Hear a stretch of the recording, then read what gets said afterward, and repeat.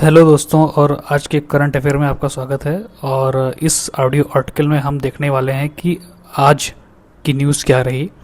तो हमारी पहली खबर यह है कि संसद ने राष्ट्रीय सहकारी विकास निगम एनसीडीसी संशोधन विधेयक 2026 पारित किया। इस विधेयक के द्वारा राष्ट्रीय सहकारी विकास निगम अधिनियम 1962 में संशोधन किए गए हैं।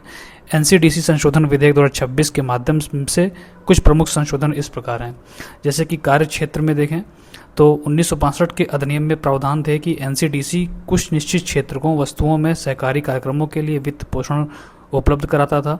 विधेयक में प्रस्तावित संशोधन क्या है? सहकारी क्षेत्र के विकास को बढ़ावा देने और वित्त पोषण उपलब्ध कराने का दायरा बढ़ाया गया है। एनसीडीसी प्रत्यक्ष या अन्य मध्यवर्ती संस्थाओं के माध्यम से वित्त पोषण प्रदान कर सकेगा। दूसरा, खाद्य पदार्थ के क्षेत्र में दूध, मांस, अंडे और सब्जियां जैसी मदें शामिल थीं 1962 के अधिनियम के अंतर्गत। जबकि प्रस्तावित यह है कि प्रसंस्कृत यानी प्रोसेस खाद्य पदार्थ, अन्य खाद्य उत्पाद और सरकार द्वारा अधिसूचित खाद्य वस्तुएं भी शामिल की गई हैं। इसके अलावा औद्योगिक मदों के बारे में बात करें तो 1962 के अधिनियम के अंतर्गत केवल ग्रामीण क्षेत्रों में स्थित कुछ सहकारी और संबंधित उद्योगों को शामिल किया गया था। जबकि प्रस्तावित संशोधन है कि ग्रामीण क्षेत्र संबंधी शर्त हटा दी गई है। अब ऐसे उद्योगों को केवल ग्रामीण क्षेत्र तक सीमित नहीं रखा जाएगा। ऋण और अनुदान के क्षेत्र में प्रत्यक्ष वित्तीय सहायता मुख्य रूप से राष्ट्रीय और बहुराज्यीय सहकारी समितियों तक सीमित थी। और इसका प्रस्तावित संशोधन है कि पात्र सहकारी समितियों और सहकारी विकास से संबंधित संस्थाओं को सहायता दी जा सकेगी, जिसमें राज्य स्तर की सहकारी समितियां भी शामिल हैं। इक्विटी में निवेश के क्षेत्र में बात करें तो 1962 के अधिनियम के अंतर्गत निवेश केवल राष्ट्रीय और बहुराज्यीय सहकारी समितियों तक सीमित था। केंद्र सरकार की जो प्रस्तावित है वो है केंद्र सरकार की अनुमति से राज्य स्तरीय सहकारी समितियों और पात्र संस्थाओं में भी निवेश किया जा सकेगा। इसके अलावा विधेयक की आवश्यकता क्यों पड़ी? तो सहकारी क्षेत्र का विस्तार, सहकारी क्षेत्र की बढ़ती और बदलती आवश्यकताओं को पूरा करने के लिए एनसीडीसी के कार्य क्षेत्र का विस्तार करना आवश्यक है। दूसरा पॉइंट है वित्त की सीमित व्यवस्था। वर्तमान कानून में प्रत्यक्ष वित्तीय सहायता मुख्य रूप से पंजीकृत सहकारी समितियों तक सीमित थी। सहायक संस्थाओं को सहायता, सहकारी क्षेत्र को सहयोग देने वाली अवसंरचना, प्रौद्योगिकी, खाद्य प्रसंस्करण और अन्य विशेष संस्थाओं को प्रत्यक्ष वित्तीय सहायता देने की व्यवस्था नहीं थी। इसके अलावा संस्थागत लचीलापन एनसीडीसी के कार्य क्षेत्र को व्यापक बनाने और सहकारी क्षेत्र के विकास के लिए विभिन्न संस्थाओं के माध्यम से सहायता उपलब्ध कराने के लिए इसकी क्षमता बढ़ाना आवश्यक है। बढ़ते हैं अगली खबर की तरफ। मध्य प्रदेश सरकार उज्जैन स्थित वैश्य टेकरी स्थल पर फिर से उत्खनन शुरू करने की योजना बना रही है। आइए जानते हैं इसके बारे में। वैश्य टेकरी में मौर्य काल का एक विशाल बौद्ध स्तूप है, जिसकी 1938-1939 में आंशिक खुदाई की गई थी। माना जाता है कि यह स्तूप सांची के महान स्तूप से भी बड़ा हो सकता है। यह स्थल भारतीय पुरातत्व सर्वेक्षण ASI द्वारा संरक्षित केंद्रीय संरक्षित पुरातात्विक स्थल है। स्तूप के बारे में जान लेते हैं। तो स्तूप मूल रूप से एक मिट्टी का टीला है जिसमें बुद्ध के अवशेष, उनके शरीर के अवशेष या उनसे जुड़ी वस्तुएं रखी गई होती हैं। स्तूप बनाने की परंपरा संभवतः बौद्ध धर्म से भी पहले की रही होगी। अशोकावदान के अनुसार सम्राट अशोक ने बुद्ध के अवशेषों को अलग अलग हिस्सों में बांटकर महत्वपूर्ण नगरों में भेजा और उन पर स्तूप बनवाने का आदेश दिया। स्तूप के प्रमुख भाग क्या हैं? जैसे एक उसमें होता है अंडा, अर्धगोलाकार टीला जो मूल मिट्टी के टीले से विकसित हुआ। हर्मिका, अंड के ऊपर बनी बालकनी, जंगला जैसी संरचना जिसे देवताओं के निवास का प्रतीक माना जाता है। यष्टि, हर्मिका के से ऊपर उठने वाला खंबा या स्तंभ। छतरी, यष्टि के ऊपर बनी छतरी। वेदिका, रेलिंग पवित्र क्षेत्र को सामान्य या सांसारिक क्षेत्र से अलग करती थी। तोरण, प्रवेश द्वार जिस पर प्रायः सुंदर नक्काशी की जाती थी। और प्रदक्षिणा पथ, स्तूप के चारों ओर परिक्रमा के लिए बनाया गया मार्ग। अब स्तूपों के कुछ प्रकार देख लेते हैं। जैसे अवशेष स्तूप, इसमें बुद्ध, उनके शिष्यों या बौद्ध भिक्षुओं के अवशेष रखे गए हैं। जैसे फॉर एग्जाम्पल के लिए आप समझ सकते हैं पिपरहवा स्तूप, उत्तर प्रदेश। इसके अलावा वस्तु स्तूप, परिभोगिक स्तूप, इसमें बुद्ध या बौद्ध आचार्यों से जुड़ी पवित्र वस्तुओं को सुरक्षित रखा जाता है। उदाहरण के लिए केसरिया स्तूप जो कि बिहार में स्थित है।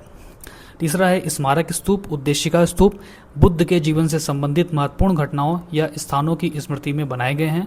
उदाहरण के लिए सारनाथ का धर्मराजिका स्तूप और बोध गया का अशोककालीन स्तूप। नेक्स्ट है हमारा प्रतीकात्मक स्तूप। ये बुद्ध और उनके धम्म के प्रतीक के रूप में बनाए गए हैं, इसमें अवशेष होना आवश्यक नहीं है। और आखिरी है हमारा पूजार्थक या संकल्पित स्तूप। ये तीर्थ यात्रियों या उपासकों द्वारा महत्वपूर्ण बौद्ध स्थलों पर लघु स्तूपों के रूप में बनाए गए हैं। अगली खबर है विश्व संसाधन संस्थान वर्ल्ड रिसोर्स इंस्टीट्यूट ने भारत में समान, उत्पादक, कम कार्बन उत्सर्जन वाली और लचीली शहर व्यवस्था शीर्षक से रिपोर्ट जारी की है। इसके बारे में जानते हैं कि विश्व संसाधन संस्थान भारत ने प्रधानमंत्री की आर्थिक सलाहकार परिषद के अनुरोध पर यह रिपोर्ट तैयार की है। रिपोर्ट में भारत के लिए राष्ट्रीय शहरी रणनीति बनाने के लिए तथ्य आधारित सुझाव दिए गए हैं। अब रिपोर्ट के मुख्य बिंदुओं पर एक झलक देख लेते हैं। इसमें बताया गया है कि शहरीकरण की समस्या और उनके सुझाव या समाधान को बताया गया है। जैसे पहली समस्या है कि छिपा हुआ शहरीकरण। भारत में 7,428 छोटे शहर हैं और इनमें से कई जनगणना नगर, सेंसेक्स टाउन अभी भी ग्रामीण प्रशासन के अंतर्गत आते हैं। इनका समाधान दिया गया है कि शहरों के वर्गीकरण और नगर निकाय के गठन के मानदंडों को एक समान किया जाए। इसके अलावा दूसरी समस्या है कि शहरों का बाहरी क्षेत्रों में विस्तार, परिनगरीय पेरी अर्बन विस्तार। शहरों का विकास नगर निगम की सीमाओं से बाहर हो रहा है। उदाहरण के लिए जैसे बेंगलोर में इलेक्ट्रॉनिक सिटी। तो इनका सुझाव दिया गया है कि बाहरी शहरी क्षेत्रों के लिए शहर क्षेत्र नियोजन, सिटी रीजन प्लानिंग अपनाई जाए। तीसरी समस्या आती है कि अलग अलग योजनाओं को बनाना। आवास, परिवहन और उद्योग की योजना अलग अलग बनाई जाती हैं। सुझाव है प्रादेशिक योजनाओं को भूमि उपयोग, आवास, परिवहन और अवसंरचना के लिए साझा आधार बनाया जाए। इसके अलावा है अवसंरचना की कमी। लगभग 17% अपशिष्ट एकत्र नहीं किया जाता, जबकि केवल 26% अपशिष्ट का उपचार होता है। इसके अलावा समस्याओं में आवास की कमी है, जलवायु संबंधी खतरा।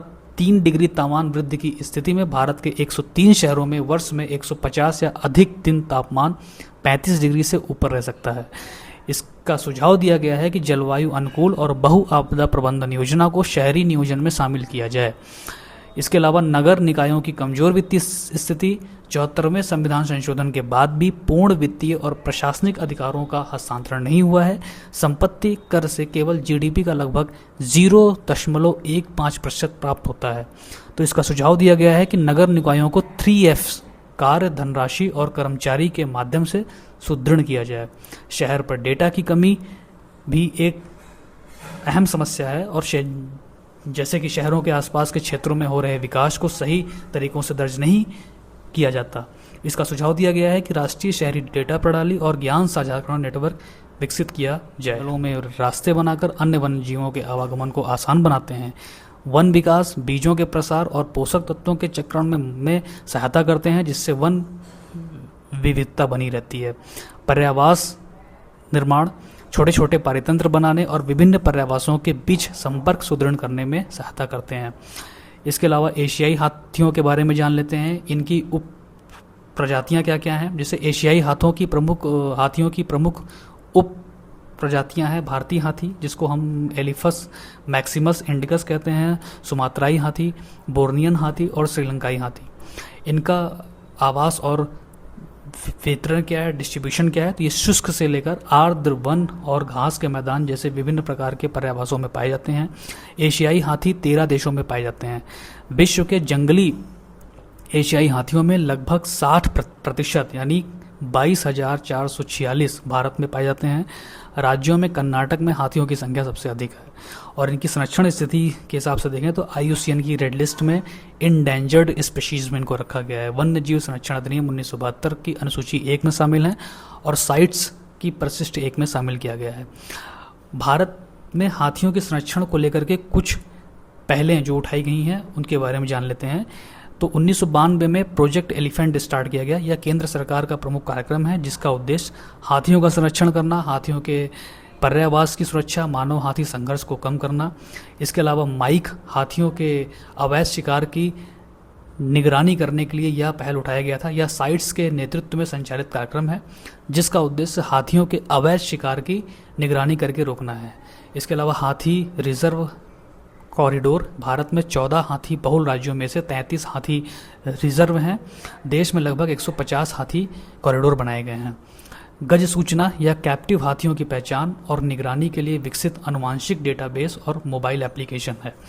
इसके अलावा कुछ दिशा निर्देश भी जारी किए गए हैं, जैसे बंदी कैप्टिव हाथी स्थानांतरण या परिवहन नियम 2024, मानव वन्यजीव संघर्ष परामर्श और हाथी विशिष्ट संघर्ष शमन दिशा निर्देश 2023 भी जारी किया गया है। धन्यवाद।